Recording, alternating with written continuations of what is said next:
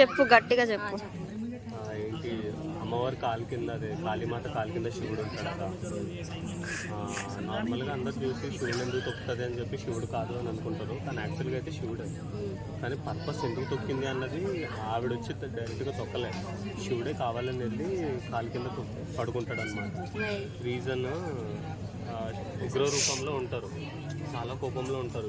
ఎవ్వరు శాంతించాలి అని ట్రై చేసినా సరే శాంతి రాదు. అందుకు శివుడు మాత్రమే శాంతించగలడు అని చెప్పి అందరు వెళ్ళి శివుడిని కొలిస్తే శివుడు వెళ్ళి శాంతించాను సరే శాంతించదు. ఇంక ఇలా కాదని చెప్పేసి తను నడుస్తున్న వేలో పడుకుంటాడు అనమాట శివుడు. ఎప్పుడైతే శివుడి మీద ఒక అడుగు వేస్తుందో అప్పుడు చూస్తుంది కదా. అలా చూసిన తర్వాత అమితమైన ప్రేమ కదా శివుడు అంటే. అది చూసేసరికి నేను ఆయన్ని తొక్కేసాను నా కోపంలో అన్నట్టు ఫీల్ అయిపోయి ఏడుపు వచ్చేస్తుంది. ఏడ్చిపోయి నార్మల్ అమ్మవారి కింద. ప్రేమ ముందు కోపం కూడా తక్కువే అని. So the moral of the story is point to be noted, take home point.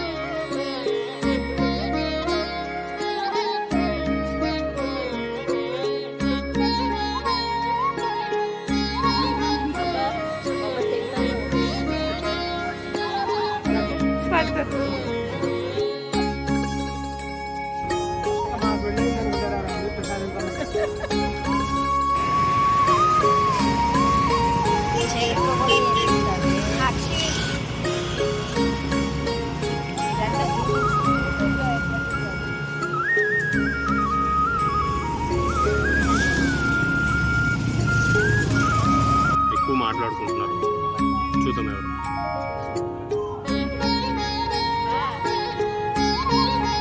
Happy birthday అమ్మా, లవ్ యూ.